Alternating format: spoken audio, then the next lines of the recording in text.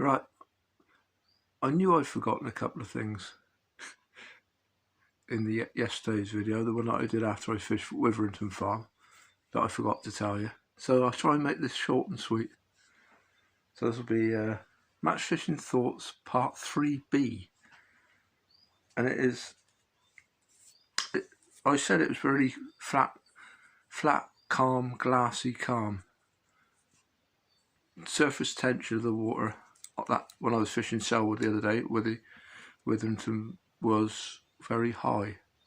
And the trouble is, if you're fishing with light floats in those conditions, if you want to set, or even fishing shallow, it was only 2.5 foot deep, the water.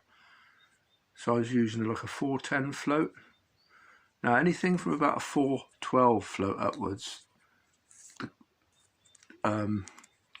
the stem will break the surface tension easily because there's enough shot down to pull it through.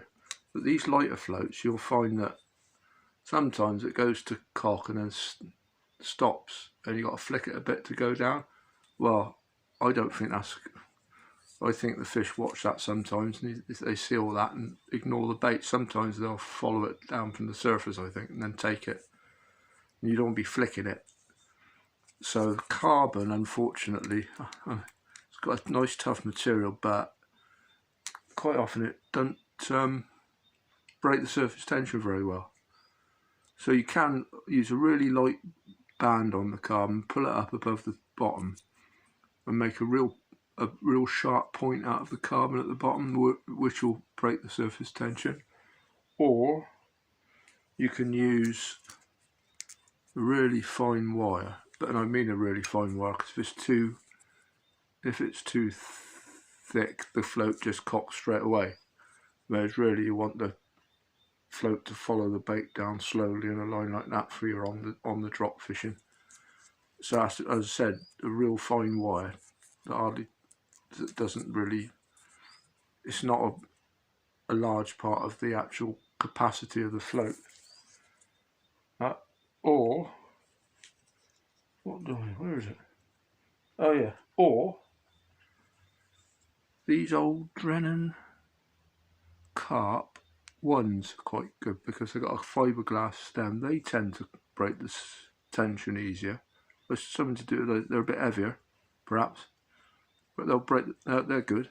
Fiberglass stems, better than carbon for breaking, for cocking. Or I got a little.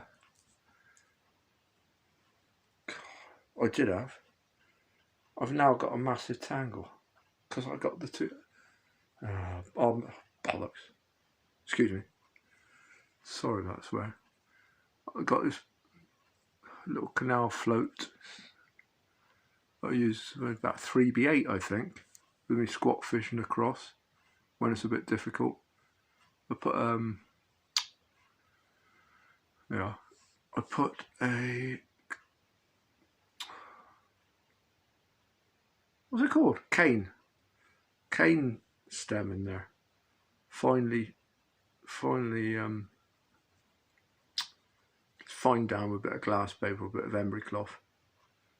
So it you want to use as thinner rubber as you can here, obviously, because you want it to not so much surface tension for the float cocking. But the cane works really well. I think it takes on a little bit of water and then no more. A tiny bit of water that doesn't even affect the shotting of the float, and after a couple of put-ins it just cocks nicely. And use real light floats with a cane bottom, and it'll cock through the water nicely. So that is for fishing in dead flat conditions. Obviously if there's a ripple on it, it doesn't make any difference, but yeah. And I think that's about it, isn't it? Oh, I was just just a quick mention on the actual shape of the float. So I can't get too excited about the shape of the float. It's either a bulbous for holding back on the river, or they're nice little longitudinal, like let's say thin pear shaped, like a pear, anything like that.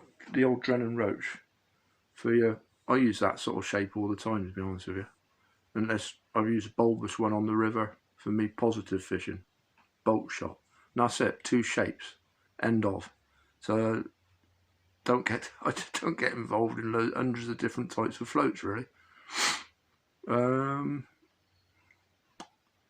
think that's it. I think now I've got to tie this flipping bird's nest. So I'll see you then, possibly. See you on the bank. Hope you enjoyed the series. Ta-da!